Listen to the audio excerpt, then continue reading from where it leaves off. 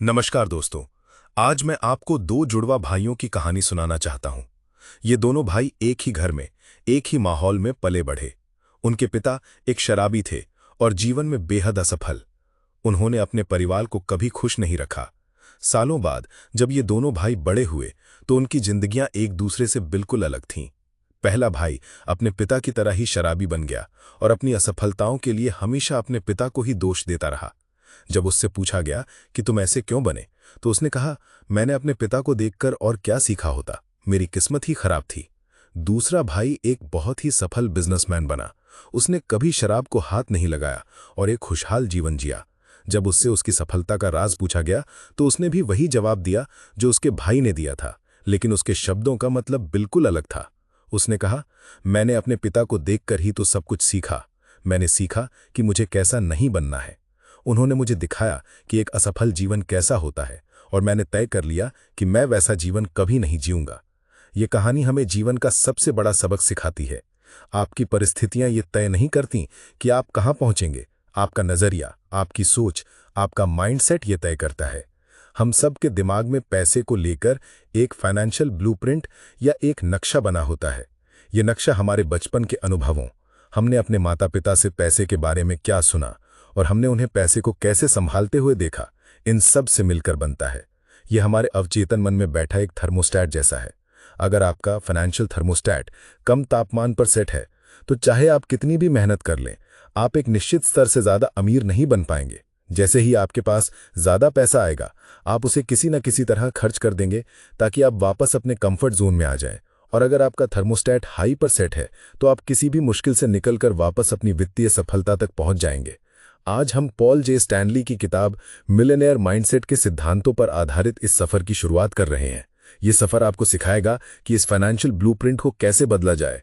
यह आपको दिखाएगा कि अमीर बनना किस्मत का खेल नहीं, बल्कि एक खास तरह की सोच का नतीजा है जिसे कोई भी अपना सकता है। ये यात्रा एक चुनाव से शुरू होती है। आपके सामने दो रास्ते हैं। पहला रास्ता है विक्टिम या पीड़ित का रास्ता। इस रास्ते पर चलने वाले लोग हमेशा अपनी परिस्थितियों को दोष देते हैं। वो कहते हैं, मेरी किस्मत ही खराब है, सरकार की नीतियां ठीक नहीं है, मेरे पास मौके नहीं थे। वो हमेशा शिकायत करते हैं और अपनी निष्क्रियता को सही ठहराने के लिए बहाने बनाते हैं। वो मानते हैं कि जिंदगी उनके साथ हो रही है, लाइफ हैपन्स टू मी। दूसरा रास्ता है क्रिएटर या निर्माता का रास्ता। इस रास्ते पर चलने वाले लोग अपनी जिंदगी की पूरी जिम्मेदारी लेते हैं। वो मानते हैं कि मैं अपनी जिंदगी खुद बनाता हूं, आई क्रिएट माई लाइफ। वो मुश्किलों को दोष नहीं देते, बल्कि उन्हें एक अवसर के रूप में देखते हैं। वो शिकायत नहीं करते, बल्कि समाधान ढूंढते हैं। वो जानते हैं कि उनकी वित्तीय सफलता या असफलता किसी और पर नहीं, बल्कि सिर्फ और सिर्फ उन पर निर्भर करती है। वो अपनी जिंदगी की गाड़ी के स्टीयरिंग व्हील पर खुद बैठे होते हैं। ये कोई छोटी मोटी सोच का अंतर नहीं है, ये जमीन आसमान का फर्क है। एक पीड़ित मानसिकता वाला व्यक्ति कभी अमीर नहीं बन सकता, क्योंकि वो अपनी शक्ति किसी और को दे चुका होता है। वो हमेशा बाहरी दुनिया के बदलने का इंतजार करता रहता है। लेकिन एक निर्माता जानता है कि अगर उसे अपनी दुनिया बदलनी है तो शुरुआत उसे अपने अंदर से करनी होगी। दुनिया के ज्यादातर करोड़पति विरासत में मिली दौलत से अमीर नहीं बने हैं, उन्होंने अपनी दौलत खुद बनाई है। उन्होंने ये इसलिए किया क्योंकि उन्होंने निर्माता का रास्ता चुना। उन्होंने ये समझा कि उनकी सबसे बड़ी संपत्ति कोई जमीन या सोना नहीं, बल्कि उनका अपना दिमाग, उनकी अपनी सोच है। इस वीडियो सीरीज में हम इसी निर्माता की सोच, इसी मिलियनेयर माइंडसेट के हर पहलू को गहराई से समझेंगे। हम आपके उस फाइनेंशियल ब्लूप्रिंट को फिर से रिप्रोग्राम करने के लिए कदम से कदम गाइड देंगे। हम सीखेंगे कि कैसे डर और कमी की सोच से निकलकर हिम्मत और प्रचुरता की सोच में प्रवेश किया जाए। ये कोई मोटिवेशनल भाषण नहीं है, ये एक प्रैक्टिकल गाइड है जो विज्ञान, मनोविज्ञान और दुनिया के सबसे सफल लोगों के अनुभवों पर आधारित है। तो अगर आप अपनी वित्तीय नियति को अपने हाथों में लेने के लिए तैयार हैं, अगर आप पीड़ित की भूमिका छोड़कर अपने जीवन के निर्माता बनने के लिए तैयार हैं, तो इस सफर में मेरे साथ बने रहिए। क्योंकि पहला कदम, सबसे महत्वपूर्ण कदम ये मानना है कि बदलाव संभव है और इसकी शुरुआत अभी इसी पल से होती है। पिछले हिस्से में हमने फाइनेंशियल ब्लूप्रिंट और दो तरह के रास्तों की बात की, पीड़ित का रास्ता और निर्माता का रास्ता। अब सवाल ये उठता है कि कोई व्यक्ति निर्माता का रास्ता कैसे चुनता है? इसकी नींव क्या है? इस शक्तिशाली सोच का आधार क्या है? इसका जवाब हमें स्टैनफोर्ड यूनिवर्सिटी की मनोवैज्ञानिक कैरल ड्वेक के काम में मिलता है। और ये कॉन्सेप्ट इतना शक्तिशाली है कि ये आपके जीवन के हर क्षेत्र को बदल सकता है। इसे कहते हैं ग्रोथ माइंडसेट। कैरल ड्वेक ने अपनी रिसर्च में पाया कि दुनिया में मोटे तौर पे दो तरह के माइंडसेट या मानसिकता वाले लोग होते हैं, फिक्स्ड माइंडसेट और ग्रोथ माइंडसेट। फिक्स्ड माइंडसेट वाले लोग मानते हैं कि उनकी बुद्धि, उनकी प्रतिभा और उनकी क्षमताएं जन्म से ही तय होती हैं। वो मानते हैं कि आप या तो किसी चीज में अच्छे हैं या नहीं हैं और इसे बदला नहीं जा सकता। इस सोच का नतीजा ये होता है कि ऐसे लोग हमेशा स्मार्ट दिखने और खुद को साबित करने की कोशिश में लगे रहते हैं। उन्हें चुनौतियां पसंद नहीं होती, क्योंकि अगर वो किसी चुनौती में असफल हो गए तो ये उनकी कम बुद्धि का सबूत बन जाएगा। वो मेहनत करने से कतराते हैं, क्योंकि उनकी नज़र में मेहनत वो लोग करते हैं जिनमें टैलेंट नहीं होता। इसके विपरीत ग्रोथ माइंडसेट वाले लोग मानते हैं कि उनकी क्षमताओं को मेहनत, सही रणनीतियों और लगन से विकसित किया जा सकता है।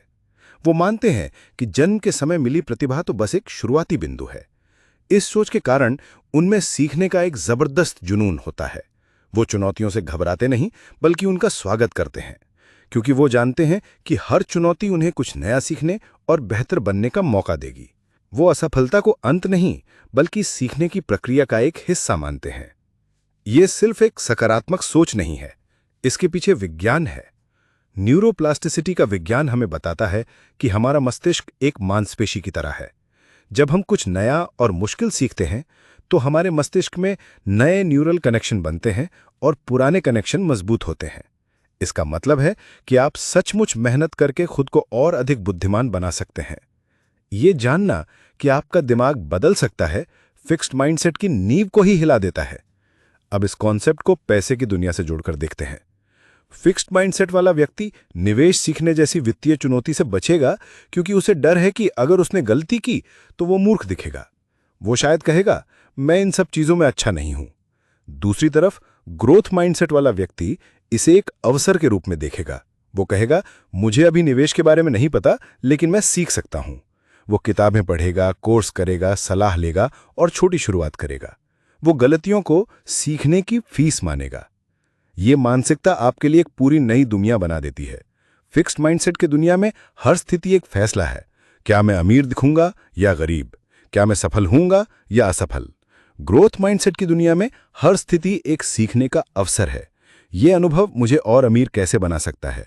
मैं इस गलती से क्या सीख सकता हूं? आइए इसे एक टेबल से और स्पष्ट रूप से समझते हैं। पहला कॉलम है परिदृश्य, दूसरा कॉलम है फिक्स्ड माइंडसेट प्रतिक्रिया और तीसरा कॉलम है ग्रोथ माइंडसेट प्रतिक्रिया। परिदृश्य है, एक नया और जटिल निवेश का अवसर आता है तो फिक्स्ड माइंडसेट प्रतिक्रिया होगी, ये मेरे लिए बहुत जटिल है, मैं वही करूंगा जो मुझे आता है, मैं पैसा खो सकता हूं और मूर्ख दिख सकता हूं। और ग्रोथ माइंडसेट प्रतिक्रिया होगी, ये एक सीखने का अवसर है, मैं इस पर रिसर्च करूंगा, सलाह लूंगा और छोटी शुरुआत करूंगा। अगर ये काम नहीं भी करता है तो भी मुझे बहुमूल्य ज्ञान मिलेगा। अगला परिदृश्य है कि शेयर बाजार क्रैश हो जाता है तो फिक्स्ड माइंडसेट प्रतिक्रिया होगी, मुझे पता था निवेश सिर्फ जुआ है, मैं एक असफल व्यक्ति हूं, मैं अपना सारा पैसा निकाल रहा हूं। और ग्रोथ माइंडसेट प्रतिक्रिया होगी, बाजार में उतार चढ़ाव एक चक्र का हिस्सा है, ये मेरी रणनीति की समीक्षा करने और संभावित रूप से कम कीमत पर मूल्यवान संपत्ति खरीदने का मौका है, मैं इससे क्या सीख सकता हूं।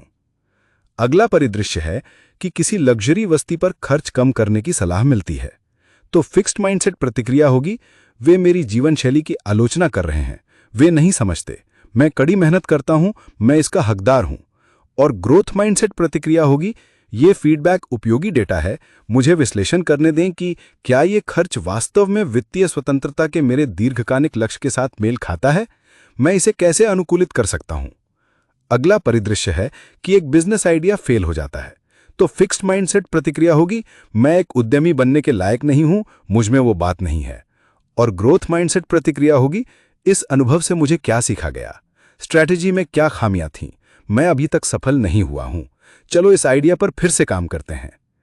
इस टेबल से आप साफ देख सकते हैं कि एक ही स्थिति पर दो अलग अलग मानसिकता वाले लोग कैसे प्रतिक्रिया करते हैं। फिक्स्ड माइंडसेट आपको रक्षात्मक, डरा हुआ और सीमित बनाता है। ग्रोथ माइंडसेट आपको जिज्ञासु, साहसी और सीखने वाला बनाता है। करोड़पति बनने का सफर कोई लॉटरी का टिकट नहीं है, ये ग्रोथ माइंडसेट को अपनाने और उसे अपनी जिंदगी के हर वित्तीय निर्णय में लागू करने का सफर है। ये इस विश्वास को अपने अंदर गहराई से उतारने के बारे में है कि आप हमेशा बेहतर बन सकते हैं, आप हमेशा ज्यादा सीख सकते हैं और आपकी क्षमताएं पत्थर की लकीर नहीं है, बल्कि एक उपजाऊ जमीन है जिसे आप मेहनत और लगन से सींच सकते हैं। हमने ग्रोथ माइंडसेट की नींव को समझ लिया है, लेकिन इस नींव पर इमारत बनाने के लिए हमें दो सबसे बड़े मानसिक दुश्मनों को हराना होगा, जो फिक्स्ड माइंडसेट को ताकत देते हैं। ये दुश्मन है प्रयास यानी एफर्ट का डर और असफलता यानी फेलियर का खौफ। जब तक हम इन दोनों को फिर से परिभाषित नहीं करते, ग्रोथ माइंडसेट सिर्फ एक अच्छा विचार बनकर रह जाएगा, हकीकत नहीं। सबसे पहले बात करते हैं प्रयास के विरोधाभास की। फिक्स्ड माइंडसेट की दुनिया में प्रयास एक बुरी चीज है। उनकी सोच ये है कि अगर आप सच में प्रतिभाशाली या बुद्धिमान होते तो आपको मेहनत करने की जरूरत ही नहीं पड़ती। उनके लिए बहुत ज्यादा मेहनत करना कम क्षमता का संकेत है। ये एक बहुत ही खतरनाक विश्वास है, क्योंकि ये लोगों को काम करने से रोकता है। वो मुश्किल काम शुरू करने से पहले ही हार मान लेते हैं, क्योंकि उन्हें लगता है कि अगर मेहनत करनी पड़ रही है तो इसका मतलब है कि वो उस काम के लिए बने ही नहीं है। दूसरी तरफ ग्रोथ माइंडसेट की दुनिया में प्रयास ही वो चीज है जो आपको बुद्धिमान या प्रतिभाशाली बनाती है। ये महारत हासिल करने का रास्ता है। दुनिया के सबसे महान लोगों को देखिए। क्या माइकल जॉर्डन बिना प्रैक्टिस के महान बन गए? नहीं। उनका अविश्वसनीय वर्क एथिक ही उनकी महानता का असली कारण था। वो अपनी कमजोरियों पर सबसे ज्यादा काम करते थे। करोड़पति ये जानते हैं कि सफलता प्राकृतिक प्रतिभा का नहीं, बल्कि अथक प्रयास का परिणाम है। वो मेहनत को शर्मिंदगी नहीं, बल्कि सम्मान का बिल्ला मानते हैं। अब बात करते हैं असफलता की, जो फिक्स्ड माइंडसेट वाले व्यक्ति का सबसे बड़ा डर है। इस मानसिकता में असफलता एक स्थायी फैसला है। इसका मतलब है कि आप एक फेलियर है। ये शर्मिंदगी की भावना पैदा करता है, जिससे लोग अपनी गलतियों को छिपाने लगते हैं और उनसे कभी सीख नहीं पाते। लेकिन इस सोच को बदलने का बहुत ही शक्तिशाली तरीका है। कैरल ड्वेक एक शिकागो के हाई स्कूल की कहानी बताती है, जहां छात्रों को किसी विषय में फेल होने पर एफ ग्रेड नहीं दिया जाता था, बल्कि उन्हें नॉट येट ग्रेड मिलता था। ये छोटा सा बदलाव सोच में जमीन आसमान का फर्क डाल देता है।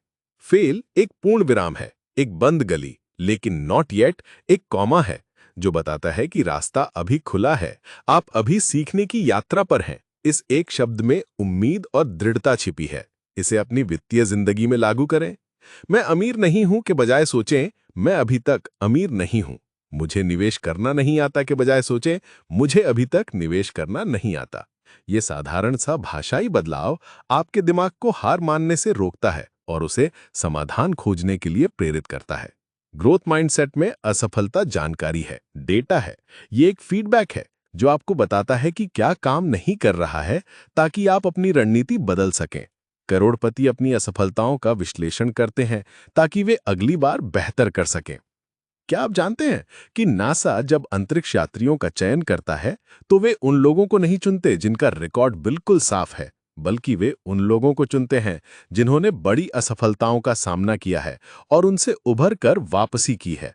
क्योंकि नासा जानता है कि असली ताकत कभी असफल नहीं होने में नहीं, बल्कि हर असफलता के बाद और मजबूत होकर उठने में है। तो हम इस मानसिकता को अपने और अपने बच्चों में कैसे विकसित कर सकते हैं? इसका एक महत्वपूर्ण तरीका है हमारी प्रशंसा करने की भाषा को बदलना। इसे प्रोसेस प्रेस कहते हैं। हमें व्यक्ति की बुद्धि या प्रतिभा की प्रशंसा करने से बचना चाहिए, जैसे तुम बहुत स्मार्ट हो। इसके बजाय हमें उस प्रक्रिया, उस प्रयास और उन रणनीतियों की प्रशंसा करनी चाहिए जो उन्होंने अपनाई। जैसे तुमने इस पर वास्तव में कड़ी मेहनत की और देखो कितना सुधार हुआ है। या मुझे ये बहुत पसंद आया कि तुमने अलग-अलग तरीके आजमाए जब तक कि तुम्हें समाधान नहीं मिल गया। जब आप किसी की बुद्धि की प्रशंसा करते हैं, तो आप अनजाने में उनमें एक फिक्स्ड माइंडसेट डाल रहे होते हैं। वे उसी स्मार्ट के लेबल को बचाने के लिए भविष्य में चुनौतियों से डरने लगते हैं। लेकिन जब आप प्रक्रिया की प्रशंसा करते हैं, तो आप उन्हें ये संदेश देते हैं कि सफलता का असली रहस्य मेहनत और सीखने में है। आप उन्हें एक ऐसा तोहफा दे रहे हैं जो जीवन भर उनके काम आएगा, लचीलापन और कभी न हार मानने वाला जज्बा। प्रयास और असफलता को फिर से परिभाषित करना ही करोड़पति मानसिकता का इंजन है। ये आपको रुकने नहीं देता, ये आपको सीखने और बढ़ने के लिए ईंधन देता है, चाहे रास्ता कितना भी मुश्किल क्यों ना हो। एक बार जब हम ग्रोथ माइंडसेट की नींव डाल देते हैं और प्रयास और असफलता को अपना दोस्त बना लेते हैं, तो हमें दुनिया को देखने का अपना नजरिया बदलना होगा। करोड़पति और एक आम इंसान की सोच में सबसे बड़े अंतरों में से एक ये है कि वे दुनिया को कैसे देखते हैं, अवसरों की खान के रूप में या संसाधनों की कमी के रूप में। इसे कहते हैं प्रचुरता बनाम कमी की मानसिकता। कमी या स्कैर्सिटी माइंडसेट का मानना है कि दुनिया में हर चीज सीमित है। ये एक केक की तरह है, अगर कोई और एक बड़ा टुकड़ा ले लेता है तो आपके लिए कम बचेगा। ये एक शून्य राशि का खेल है, जीरो सम गेम, जहां किसी की जीत आपकी हार होती है। ये मानसिकता डर, ईर्ष्या और प्रतिस्पर्धा से पैदा होती है। इस सोच वाले लोग संसाधनों को जमा करने, जानकारी छिपाने और सहयोग से डरने की प्रवृत्ति रखते हैं। वे हमेशा इस बात पर केंद्रित रहते हैं कि क्या गलत हो सकता है, क्या खो सकता है और बाधाएं क्या हैं। इसके बिल्कुल विपरीत है प्रचुरता या अबंडेंस माइंडसेट। ये मानसिकता इस विश्वास पर आधारित है कि दुनिया अवसरों से भरी है और सबके लिए बहुत कुछ है। ये केक को बड़ा बनाने पर ध्यान केंद्रित करती है, न कि सिर्फ एक टुकड़े के लिए लड़ने पर। यह सोच रचनात्मकता, सहयोग और सकारात्मकता को जन्म देती है। इस मानसिकता वाले लोग दूसरों की सफलता से जलते नहीं बल्कि प्रेरित होते हैं। वे ज्ञान साझा करते हैं क्योंकि वे जानते हैं कि इससे सभी के लिए नए अवसर पैदा होते हैं। इसे समझने के लिए एक साधारण सा उदाहरण लेते हैं। एक ऑफिस में चम्मचों की कमी हो जाती है। कमी की मानसिकता वाला व्यक्ति अपने लिए एक चम्मच छिपाकर अपनी दराज में रख लेगा ताकि यह सुनिश्चित हो सके कि उसे हमेशा एक चम्मच मिले। नतीजा, सार्वजनिक स्थान पर चम्मच और भी कम हो जाते हैं और हर कोई परेशान होता है। प्रचुरता की मानसिकता वाला व्यक्ति सोचेगा कि ये एक समस्या है और शायद बाजार से 1 दर्जन नए चम्मच खरीदकर ऑफिस में रख देगा। वो समस्या का समाधान करता है और सबके लिए स्थिति को बेहतर बनाता है। ये एक छोटा सा उदाहरण है, लेकिन ये दिखाता है कि ये मानसिकता हमारे दैनिक व्यवहार को कैसे प्रभावित करती है। अब इसे पैसे और व्यापार की दुनिया में लागू करें। एक व्यापारी जिसकी कमी की मानसिकता है, वो अपने नए आइडिया को किसी के साथ साझा करने से डरेगा, इस डर से कि कोई उसे चुरा लेगा। वो अपने प्रतिस्पर्धियों को दुश्मन के रूप में देखेगा। प्रचुरता की मानसिकता वाला व्यापारी सहयोग के अवसर तलाशेगा। वो समझेगा कि एक पार्टनर के साथ मिलकर वे दोनों अकेले की तुलना में कहीं ज्यादा बड़ा और सफल कुछ बना सकते हैं। यही लागू होता है निवेश में भी। कमी की मानसिकता वाला व्यक्ति अपने थोड़े से पैसे को खोने के डर से कभी निवेश ही नहीं करेगा। उसका पूरा ध्यान जोखिम पर होगा। प्रचुरता की मानसिकता वाला व्यक्ति संभावित लाभ पर ध्यान केंद्रित करेगा। वो समझेगा कि जोखिम तो है, लेकिन विकास का अवसर उससे कहीं ज्यादा बड़ा है। यही वो मानसिकता है जो करोड़पतियों को आम लोगों से अलग करती है। जहां आम लोग बाधाओं पर ध्यान केंद्रित करते हैं, वहीं अमीर लोग अवसरों पर ध्यान केंद्रित करते हैं। जहां आम लोग समस्याओं से बचते हैं, वहीं अमीर लोग उन्हें रचनात्मक रूप से हल करने के अवसरों के रूप में देखते हैं। ये मानसिकता एक बाहरी वास्तविकता से ज्यादा एक आंतरिक चुनाव है। आप एक ही स्थिति को 2 अलग-अलग नजरिए से देख सकते हैं। आप या तो उस पर ध्यान केंद्रित कर सकते हैं जो आपके पास नहीं है, या उस पर जो आपके पास है और जो आप बना सकते हैं। करोड़पति मानसिकता हमेशा अवसरों, विकास और संभावनाओं पर ध्यान केंद्रित करती है। वे जानते हैं कि असली सीमाएं बाहर नहीं बल्कि हमारे अपने दिमाग के अंदर होती हैं। जब आप अपनी सोच को कमी से प्रचुरता में बदलते हैं, तो आप अचानक उन अवसरों को देखना शुरू कर देते हैं जो हमेशा से आपके चारों तरफ थे, लेकिन आपकी कमी की मानसिकता ने उन्हें आपसे छिपा रखा था। अब तक हमने करोड़पति मानसिकता के मनोवैज्ञानिक आधार, ग्रोथ माइंडसेट और प्रचुरता की सोच को समझा है। अब हम उन व्यावहारिक आदतों पर ध्यान केंद्रित करेंगे जो इस मानसिकता को वास्तविक धन में बदल देती हैं। और इसकी शुरुआत होती है सबसे आश्चर्यजनक लेकिन सबसे महत्वपूर्ण आदत से, मितव्ययिता या फ्रुगैलिटी। जब हम करोड़पति शब्द सुनते हैं तो हमारे दिमाग में अक्सर महंगी कारें, बड़े-बड़े घर, डिजाइनर कपड़े और शानदार छुट्टियों की तस्वीरें आती हैं। मीडिया और फिल्में हमें यही दिखाते हैं। लेकिन डॉक्टर थॉमस जे स्टैनली ने अपनी जबरदस्त रिसर्च, जो द मिलियनेयर नेक्स्ट डोर जैसी किताबों में प्रस्तुत की गई है, में इस मिथक को पूरी तरह से तोड़ दिया। उनकी रिसर्च से पता चला कि अमेरिका के ज्यादातर करोड़पति इस तरह का जीवन नहीं जीते हैं। वे आपके और मेरे जैसे साधारण पड़ोस में रहते हैं, भरोसेमंद पुरानी गाड़ियां चलाते हैं और दिखावे वाले ब्रांड से दूर रहते हैं। वे अमीर दिखते नहीं हैं, वे वास्तव में अमीर होते हैं। इसे समझने के लिए धन निर्माण को एक खेल की तरह सोचें। किसी भी खेल को जीतने के लिए आपको एक अच्छा ऑफेंस यानी हमला और एक मजबूत डिफेंस यानी बचाव दोनों चाहिए। वित्तीय दुनिया में आपका ऑफेंस है आपकी आय, आप कितना पैसा कमाते हैं। आपका डिफेंस है कि आप उस पैसे को कितना बचाते और निवेश करते हैं। ज्यादातर लोग अपना पूरा ध्यान सिर्फ ऑफेंस पर लगाते हैं। वे सोचते हैं कि अगर मैं और ज्यादा कमा लूं तो मेरी सारी समस्याएं हल हो जाएंगी। लेकिन वे ये भूल जाते हैं कि अगर आपका डिफेंस कमजोर है तो चाहे आप कितना भी कमा लें, पैसा आपकी मुट्ठी से रेत की तरह फिसल जाएगा। करोड़पति ऑफेंस और डिफेंस दोनों में माहिर होते हैं, लेकिन उनकी असली ताकत उनके डिफेंस में होती है, और उस डिफेंस का नाम है मितव्ययिता। यहां मितव्ययिता और कंजूस होने के बीच के अंतर को समझना महत्वपूर्ण है। कंजूस होना हर चीज पर कम से कम खर्च करने के बारे में है, भले ही गुणवत्ता से समझौता करना पड़े। मितव्ययिता मूल्य यानी वैल्यू को प्राथमिकता देने के बारे में है। एक मितव्ययी व्यक्ति उन चीजों पर खुशी खुशी खर्च करेगा जो उसके लिए महत्वपूर्ण है और लंबे समय तक चलेंगी, लेकिन उन चीजों पर खर्च करने से बेरहमी से बचेगा जो उसके लिए कोई वास्तविक मूल्य नहीं रखती। करोड़पति अपने जूते ठीक करवाते हैं, कूपन का इस्तेमाल करते हैं और ऐसी गुणवत्ता वाली चीजें खरीदते हैं जो सालों तक चलती हैं, ताकि उन्हें बार बार न खरीदना पड़े। वे अपनी आय को धन में बदलने में माहिर होते हैं। लेकिन वे ऐसा क्यों करते हैं? क्या उन्हें अच्छी चीजें पसंद नहीं है? बिल्कुल है, लेकिन उनके लिए एक चीज अच्छी चीजों से कहीं ज्यादा महत्वपूर्ण है, वित्तीय स्वतंत्रता। करोड़पति मानसिकता का एक मुख्य सिद्धांत यह है कि वित्तीय स्वतंत्रता सामाजिक प्रतिष्ठा दिखाने से कहीं ज्यादा महत्वपूर्ण है। वे एक अलग ही खेल खेल रहे हैं। वे अपने पड़ोसियों या दोस्तों को प्रभावित करने के लिए नहीं जी रहे हैं, वे अपनी आजादी के लिए जी रहे हैं।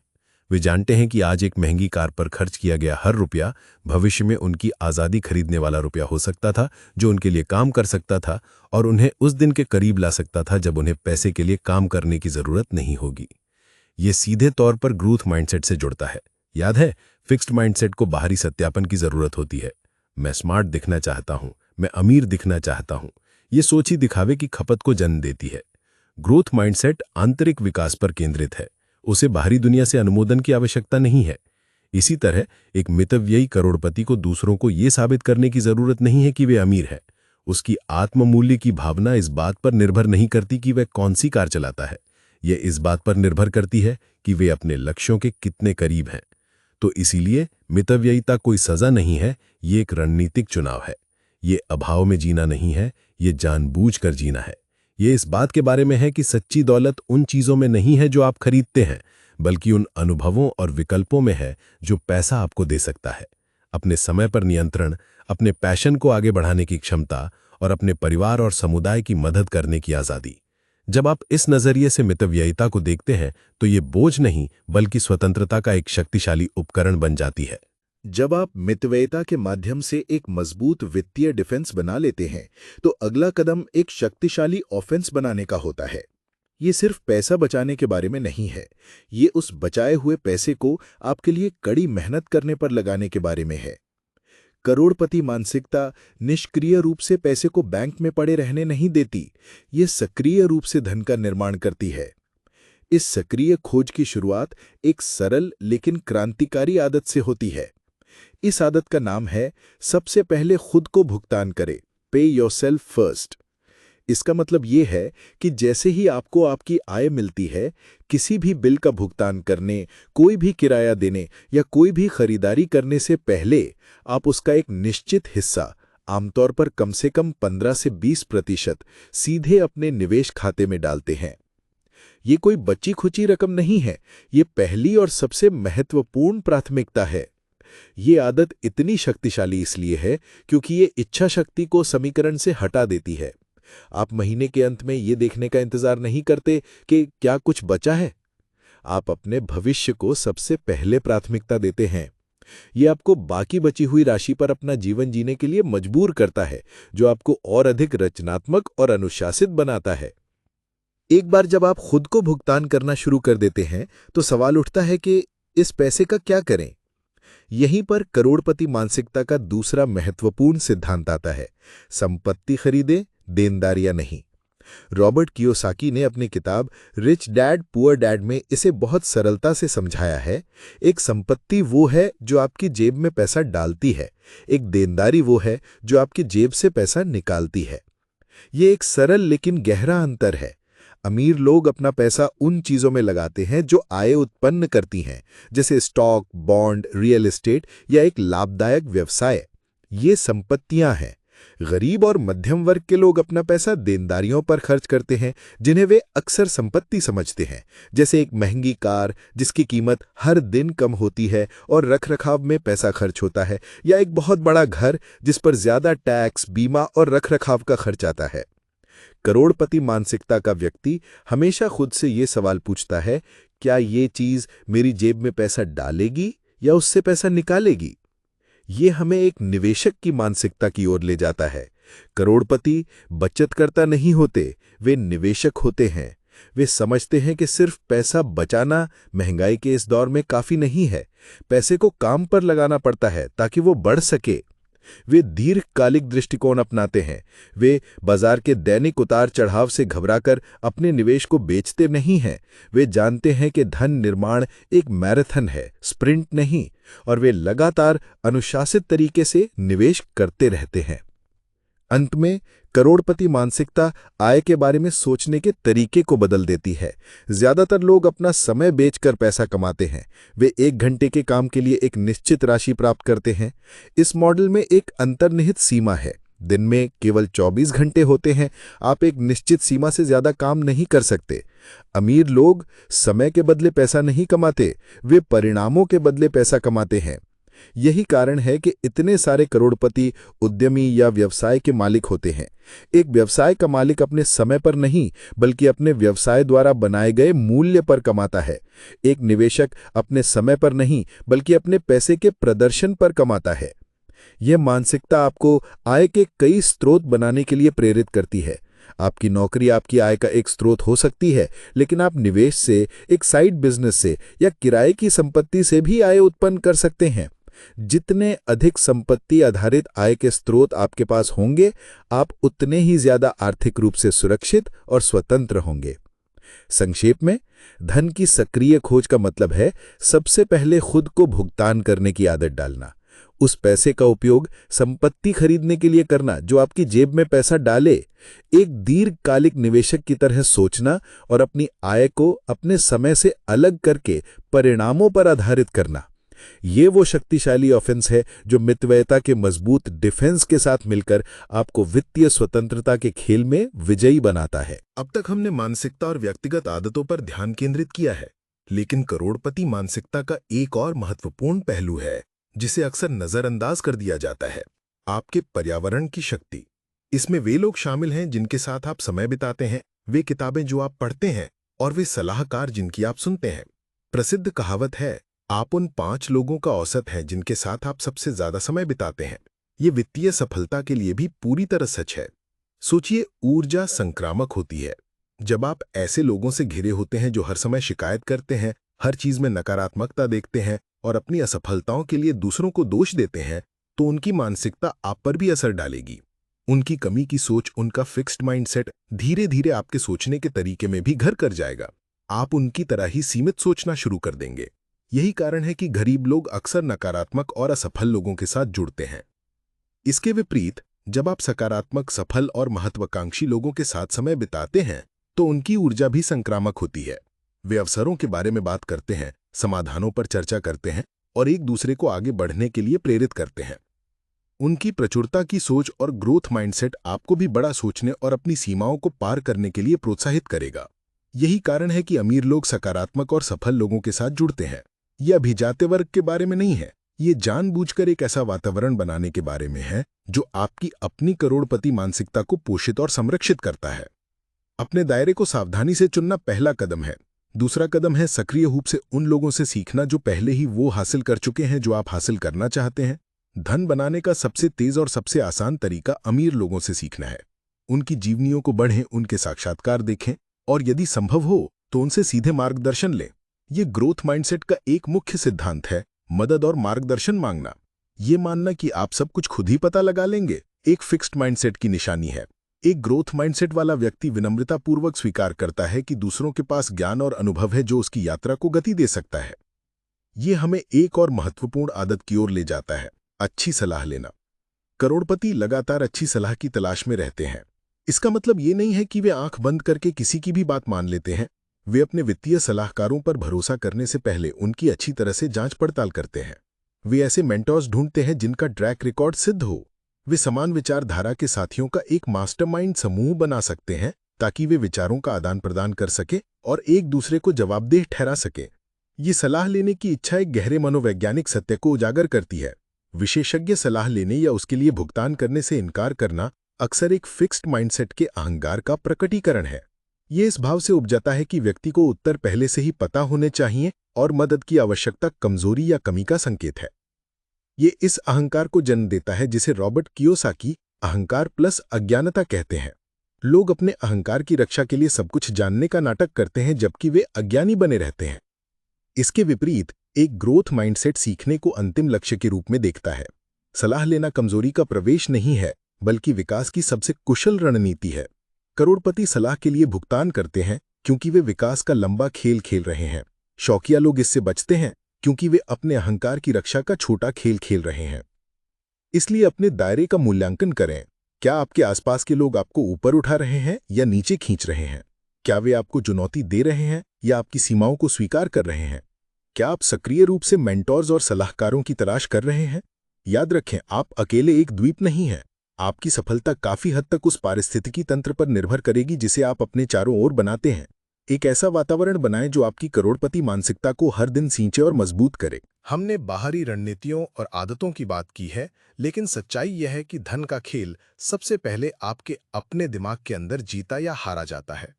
हमारी सफलता के रास्ते में सबसे बड़ी बाधाएं बाहरी नहीं बल्कि आंतरिक होती हैं। रिच डैड पुअर डैड के लेखक ने इन बाधाओं को 5 मुख्य अपराधियों के रूप में पहचाना है। ये हमारे अवचेतन मन में छिपे दुश्मन हैं जो हमें अमीर बनने से रोकते हैं। एक एक करके इन दुश्मनों को पहचानना और उन पर विजय पाना करोड़पति मानसिकता बनाने के लिए अनिवार्य है। पहला और सबसे बड़ा दुश्मन है डर, विशेष रूप से पैसा खोने का डर। ये डर इतना शक्तिशाली है कि ये ज्यादातर लोगों को जीवन भर सुरक्षित खेलने पर मजबूर करता है। वे कभी भी निवेश नहीं करते, कभी भी कोई परिकलित जोखिम नहीं लेते और इस तरह बड़े लाभ का कोई भी मौका गंवा देते हैं। करोड़पति मानसिकता इस डर को एक अलग नजरिए से देखती है। रिच डैड ने सिखाया, विजेता हारने से नहीं डरते, लेकिन हारने वाले डरते हैं। हर सफल निवेशक ने कभी न कभी पैसा खोया है, लेकिन वे इसे सीखने की प्रक्रिया का एक हिस्सा मानते हैं, जैसा कि हमने भाग 3 में चर्चा की थी। वे अपनी गलतियों से सीखते हैं और आगे बढ़ते हैं। गरीब लोग हारने से इतना डरते हैं कि वे कभी खेल में शामिल ही नहीं होते हैं। इस डर का मुकाबला करने का तरीका है छोटी शुरुआत करना, खुद को शिक्षित करना और ये समझना कि सबसे बड़ा जोखिम कोई जोखिम ना लेना है। दूसरा दुश्मन है निराशावाद या सिनिसिज्म। ये आपके दिमाग की वो आवाज है जो हमेशा संदेह करती है, जो हमेशा आपको बताती है कि कुछ क्यों संभव नहीं है। ये एक घोटाला है, बाजार बहुत ऊपर है, ये भारत में काम नहीं करेगा। ये निराशावादी विचार आपको पंगु बना देते हैं और आपको कार्यवाही करने से रोकते हैं। विजेता इसके विपरीत विश्लेषण करते हैं। वे संदेहों को सुनते हैं लेकिन शोर के भीतर अवसर खोजने पर केंद्रित होते हैं। करोड़पति मानसिकता अवसरों पर केंद्रित होती है, बाधाओं पर नहीं। इसका इलाज है ग्रोथ माइंडसेट को अपनाना, प्रयोग करने और परिकलित जोखिम लेने की इच्छा रखना। तीसरा दुश्मन है आलस्य। ये शारीरिक आलस्य नहीं है बल्कि वित्तीय मामलों में मानसिक आलस्य है। लोग कहते हैं, मैं अपने पैसे का प्रबंधन करने के लिए बहुत व्यस्त हूं या निवेश सीखना बहुत जटिल है। वे अपने वित्तीय स्वास्थ्य की जिम्मेदारी लेने से बचते हैं। इस आलस्य का इलाज है एक क्यों खोजना जो वास्तविकता से बड़ा हो। आपके पास एक गहरा भावनात्मक उद्देश्य होना चाहिए, चाहतों और ना चाहतों का एक शक्तिशाली संयोजन। उदाहरण के लिए, मैं दुनिया की यात्रा करने के लिए आर्थिक रूप से स्वतंत्र होना चाहता हूं और मैं 40 साल तक 9 से 5 की नौकरी में फंसा नहीं रहना चाहता। जब आपका क्यों काफी मजबूत होता है तो कैसे अपने आप आसान हो जाता है। चौथा दुश्मन है बुरी आदतें। हमारा जीवन हमारी आदतों का प्रतिबिंब है। एक आम बुरी वित्तीय आदत है पहले खर्च करना और फिर जो बचा है उसे बचाना, जो आमतौर पर कुछ भी नहीं होता है। करोड़पति मानसिकता इस आदत को सबसे पहले खुद को भुगतान करें के सिद्धांत से बदलती है, जैसा कि हमने भाग 6 में चर्चा की थी। ये आदत ये सुनिश्चित करती है कि आपका भविष्य आपकी वर्तमान इच्छाओं पर प्राथमिकता पाए। ये दबाव बनाता है और ये दबाव आपको उन दायित्वों को पूरा करने के लिए पैसे कमाने के नए तरीके खोजने के लिए मजबूर करता है, जिससे आप आर्थिक रूप से मजबूत और होशियार बनते हैं। पांचवा और अंतिम दुश्मन है अहंकार। कियोसाकी इसे अहंकार प्लस अज्ञानता के रूप में परिभाषित करते हैं।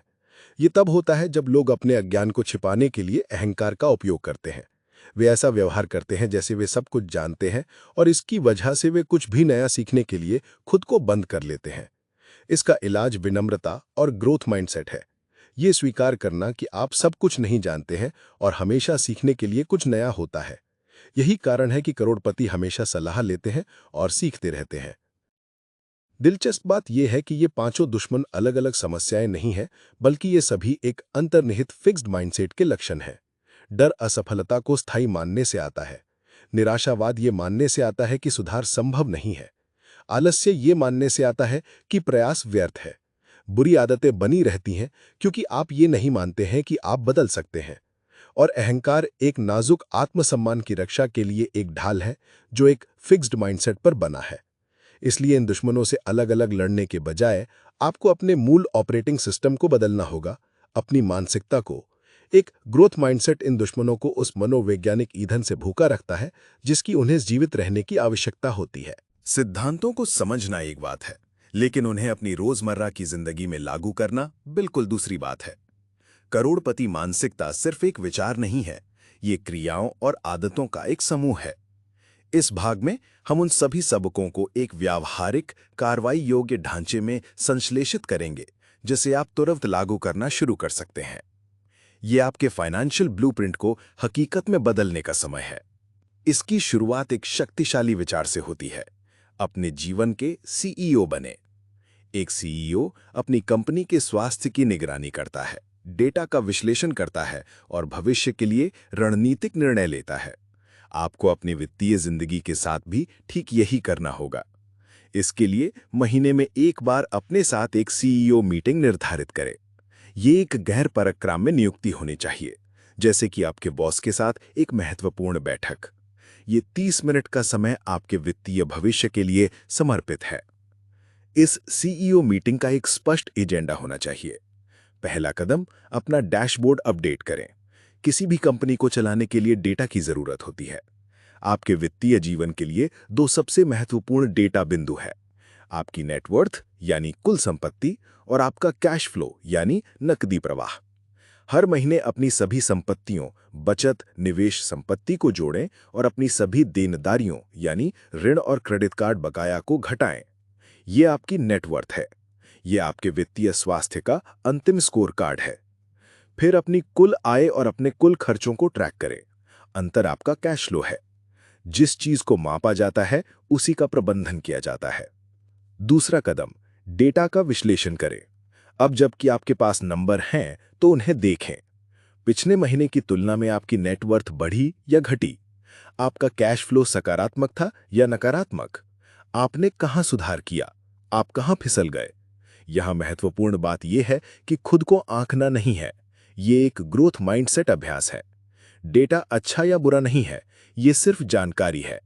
इसका उपयोग समझने के लिए करें कि आपकी आदतें आपके परिणामों को कैसे प्रभावित कर रही हैं। तीसरा कदम, एक कार्रवाई योग्य लक्ष्य निर्धारित करें। अपने विश्लेषण के आधार पर अगले महीने के लिए केवल एक छोटा, ठोस लक्ष्य निर्धारित करें। बड़े और अस्पष्ट लक्ष्य विफल होते हैं। एक विशिष्ट लक्ष्य निर्धारित करें, जैसे कि मैं बाहर खाने पर अपने खर्च को 2000 रुपये कम करूंगा या मैं अपने निवेश खाते में अतिरिक्त 1000 रुपये ट्रांसफर करूंगा। ये छोटा लक्ष्य आपको गति प्रदान करता है और सफलता की एक श्रृंखला बनाता है। ये सिर्फ एक योजना बनाने के बारे में नहीं है, ये एक ठोस योजना बनाने के बारे में है। अस्पष्ट इरादे, जैसे कि मैं और अधिक बचत करूंगा, लगभग हमेशा विफल होते हैं। आपको अपनी योजना को स्पष्ट रूप से कल्पना करने की आवश्यकता है। आप उसे कब, कहां और कैसे निष्पादित करेंगे। उदाहरण के लिए, कल मेरे लंच ब्रेक के दौरान मैं अपने ऑफिस में बैठूंगा और अपने निवेश खाते में अतिरिक्त 1000 रुपये ट्रांसफर करने के लिए एक स्वचालित हस्तांतरण स्थापित करूंगा। ये स्पष्टता आपके मस्तिष्क को कार्रवाई के लिए तैयार करती है। अंत में, अपनी अच्छी आदतों को स्वचालित करें। इच्छा शक्ति एक सीमित संसाधन है।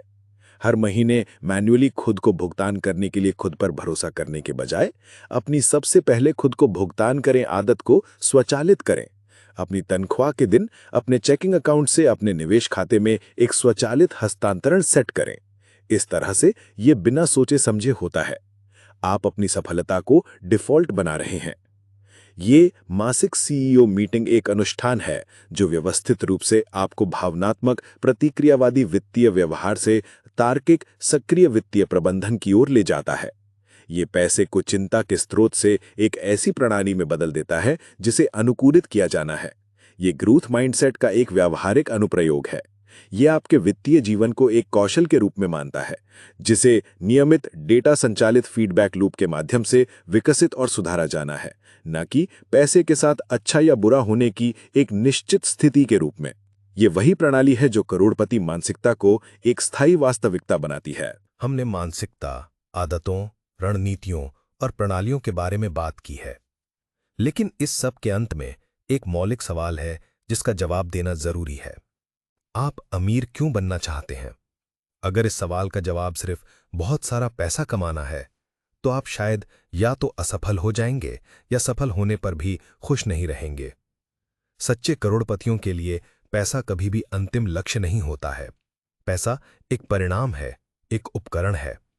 असली लक्ष्य परम मुद्रा, स्वतंत्रता है। यह अपने जीवन को अपनी शर्तों पर जीने की स्वतंत्रता है। ये सुबह उठकर ये चुनने की स्वतंत्रता है कि आप अपना समय और ऊर्जा कैसे व्यतीत करना चाहते हैं, ना कि किसी बॉस या बिलों द्वारा निर्देशित होना है। ये अपने जुनून को आगे बढ़ाने, दुनिया की यात्रा करने या बस अपने प्रियजनों के साथ अधिक समय बिताने की स्वतंत्रता है। इस अस्पष्ट लक्ष्य को ठोस बनाने के लिए आपको अपना स्वतंत्रता नंबर यानी फ्रीडम नंबर जानने की जरूरत है। ये वो राशि है जिसकी आपको आराम से जीने के लिए आवश्यकता होगी यदि आप कल काम करना बंद कर दें। इसका एक सरल अनुमान यह है कि आप अपने वांछित वार्षिक खर्च को 25 से गुणा करें।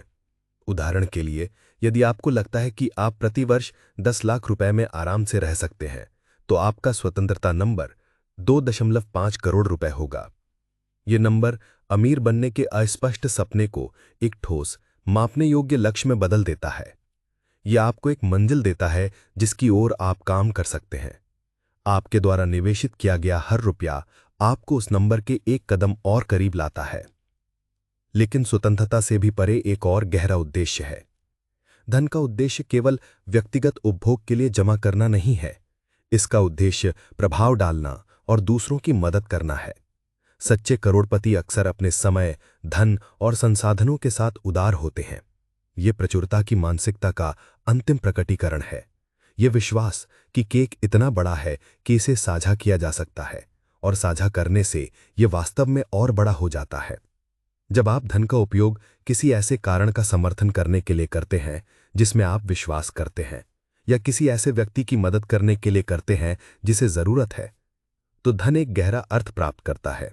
यह केवल एक संख्या से अधिक हो जाता है या आपके मूल्यों का एक विस्तार बन जाता है। तो आइए इस पूरी यात्रा को संक्षेप में प्रस्तुत करते हैं। करोड़पति मानसिकता आपके बैंक खाते में एक संख्या के बारे में नहीं है। ये एक ग्रोथ माइंडसेट है जो चुनौतियों को गले लगाता है और मानता है कि आप हमेशा सुधार कर सकते हैं। ये एक प्रचुरता की मानसिकता है जो हर जगह अवसर देखती है। ये एक महान वित्तीय डिफेंस खेलने के लिए अनुशासन और एक महान ऑफेंस खेलने के लिए साहस है। यह अपने पर्यावरण को जानबूझकर साकार देने और अपने आंतरिक शत्रुओं पर विजय पाने के बारे में है। यह अपने वित्त का सीईओ बनने और धन को एक उपकरण के रूप में उपयोग करने के बारे में है, न कि एक लक्ष्य के रूप में। अंततः यह अपने वित्तीय नियति पर नियंत्रण करने के बारे में है ताकि आप स्वतंत्रता, विकल्प और उद्देश्य का जीवन बना सकें।